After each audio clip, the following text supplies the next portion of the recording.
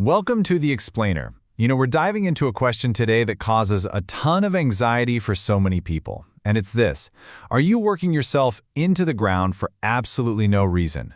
We're going to break down exactly how you can know when you are truly ready to retire.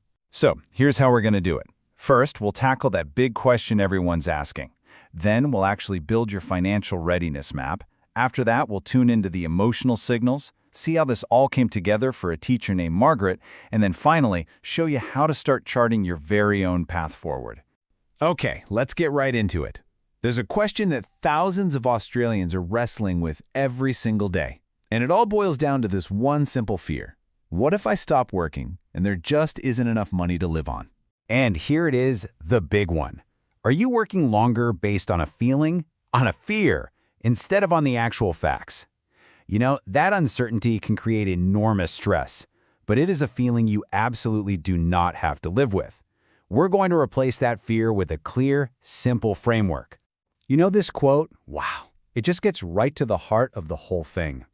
It's from a woman named Margaret, and her story is the perfect example of how this fear can totally take over. She felt completely trapped, but as you're about to see, her reality was way, way different. So let me introduce you to Margaret. She's a 58-year-old teacher from Brisbane, making a good salary, but she was just completely and utterly overwhelmed.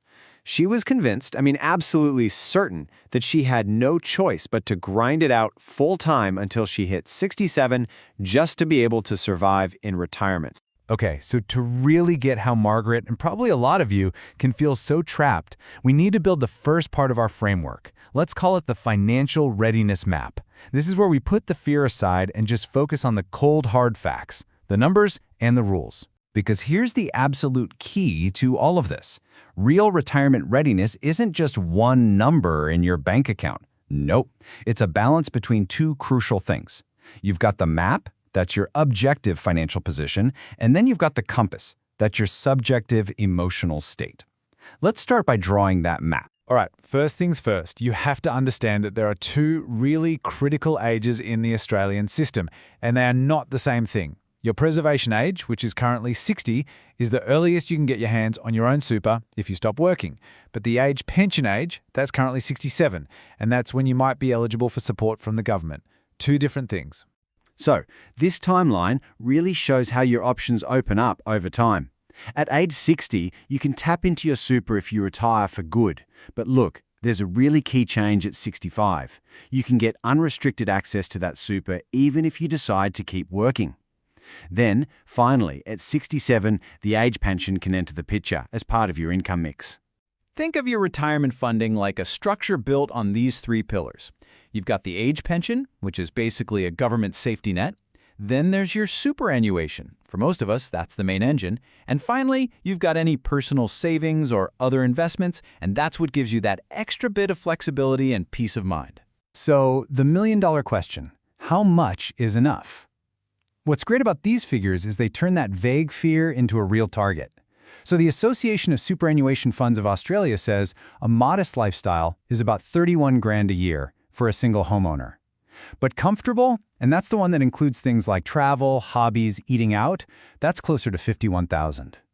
All of a sudden, you have an actual number to aim for. But here's the thing. Having the map drawn out perfectly is only half the journey. The numbers might tell you that you can retire, but they don't tell you if you should. And for that, we need to check in with our emotional compass.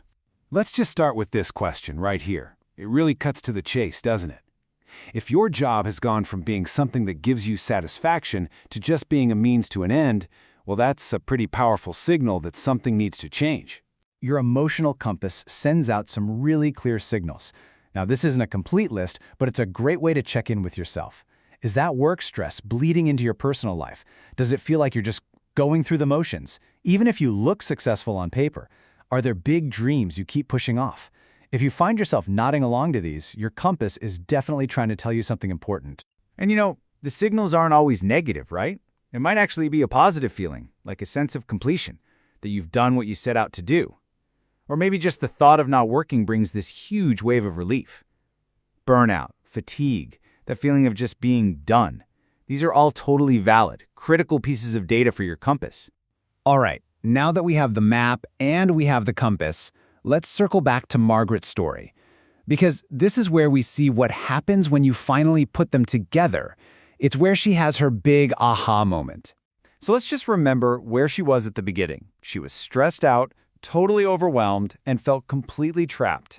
She'd look at her super, then look at her lifestyle, and in her head, the numbers just did not add up. She was convinced that working full-time until she was 67 was her only possible option. And it all really came down to this one number for her: $680,000 in super. In her mind, that was nowhere near enough. That single figure was the source of all her anxiety, and it completely blinded her to any other possibilities. But then, look at this transformation. Once her financial map was drawn correctly, that feeling of being trapped just vanished and was replaced by this clear, simple 3-step plan. Step 1, go part-time right now and top up her income with a little bit of super. Step 2, get the option to fully retire at 62. And by age 65, she could actually fund a retirement that was even better than she had ever dared to hope for. I mean, the result was life-changing, and it happened almost immediately. She cut her work week down to 3 days, which massively reduced her stress. She suddenly had the best of both worlds, more time for herself right now, and a much more secure and exciting retirement to look forward to. Margaret's story just goes to show what's possible when you have clarity. So let's take these lessons and turn them into a real action plan for you, a way to get out of that confusion and get back in control. And it really boils down to this simple 3-step action plan. First, just assess your position. Look at both your financial map and your emotional compass. Second, if you see a gap, figure out how to bridge it. Maybe that means saving a bit more, or working a bit longer, or maybe just adjusting your goals. And third, plan your transition. It doesn't have to be a sudden stop. You can ease into it. And as you're making your plan, just be aware of these common traps. You've got the financial ones, like underestimating how long you'll live or ignoring how inflation quietly eats away at your savings. But just as important are the lifestyle mistakes, like not planning for how you're going to find purpose and meaning, or forgetting about the social connections that are so vital to a happy life. So we'll leave you with this one last thought. You now have the framework, the financial map to show you what's actually possible, and the emotional compass to tell you what's right for you. So the only question left is, where do you want to go?